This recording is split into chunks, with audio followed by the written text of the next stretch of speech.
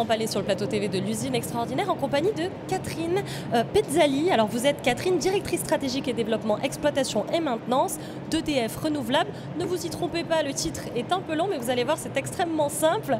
Bonjour Catherine, vous êtes là heureusement pour nous expliquer en quoi consiste votre métier et je vous en prie, je vous laisse vous présenter. Bonjour, Bonjour effectivement j'ai un titre à rallonge, j'ai une fonction qui est beaucoup plus simple qu'elle n'en a l'air.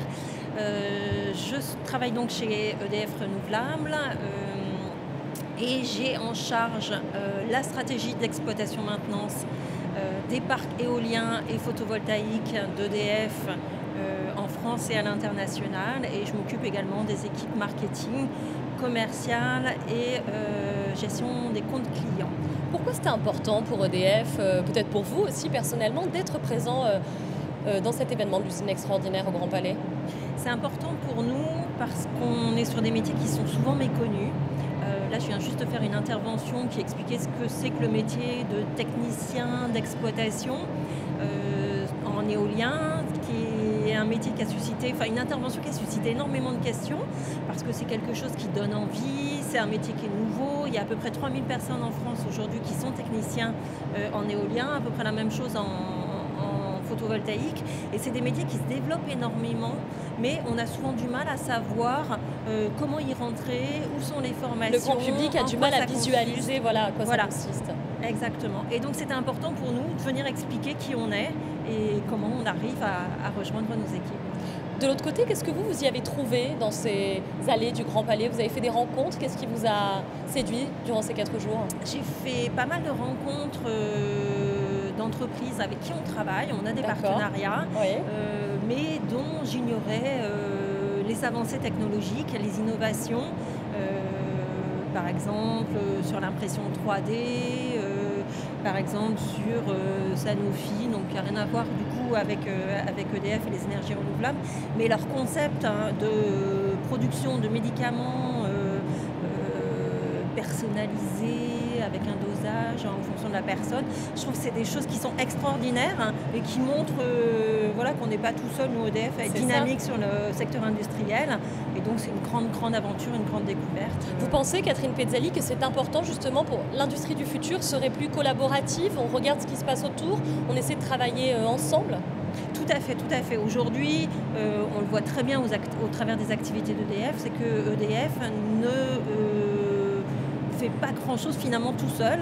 On a besoin de partenariats, on a besoin en fait d'expertise, voilà. Et notamment, on a toute une activité en fait qui est de promouvoir le développement des startups dans le domaine de la production d'électricité, donc au travers d'un événement qui s'appelle Pulse, où on va récompenser des startups qui apportent des idées innovantes sur l'ensemble de la chaîne de production et d'utilisation de l'électricité, et puis un certain nombre de startups également qu'on va financer parce qu'elles nous apportent une avancée technologique sur des domaines très pointus comme par exemple l'hydrogène, la mobilité électrique, les technologies de stockage de l'électricité, sur lesquelles tout seul on ne saurait pas aller aussi vite. On s'en rend bien compte durant ces 4 jours là, ça touche à sa fin, c'est le dernier jour de l'usine extraordinaire au Grand Palais, mais les entreprises, les industriels viennent aussi pour séduire la jeunesse, les femmes. C'est un des projets aussi d'EDF, s'adresser à ce public-là. Tout à fait. Il faut savoir que chez EDF, on a beaucoup d'alternants. On a à peu près 5000 alternants sur tout le groupe en France, dont un tiers aboutissent à des embauches. Donc c'est vraiment un axe très important pour nous. On a des écoles d'apprentissage qui réouvrent un petit peu partout, qu'on avait perdu pendant quelques années, donc qui est un gros projet d'entreprise qu'on relance. Et puis on est dans le renouvelable une entreprise jeune, puisque la moyenne d'âge de l'entreprise EDF Renouvelable est de 30-35 ans, je crois, donc on est tout à fait dans notre cible aujourd'hui sur ce type d'événement. Catherine Pezzali, qu'est-ce que c'est selon vous l'industrie du futur? Qu'est-ce qui se cache derrière cette belle formule?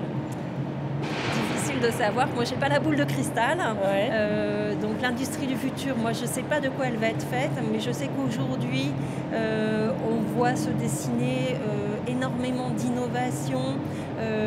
On vient chez EDF Renouvelables de clôturer notre challenge innovation interne sur lequel on a eu des idées extraordinaires pour revisser plus vite des boulons, des choses qui sont quand même très pointues et qui vont constituer l'industrie de demain. Et donc il y aura sûrement un visage nouveau, mais bien évidemment sur la base de ce qu'on sait déjà faire aujourd'hui et qu'on va continuer à faire avec passion. Ben, on vous souhaite bon courage en tout cas. Merci beaucoup Catherine pour votre témoignage et belle fin de journée donc à l'usine extraordinaire. Merci beaucoup.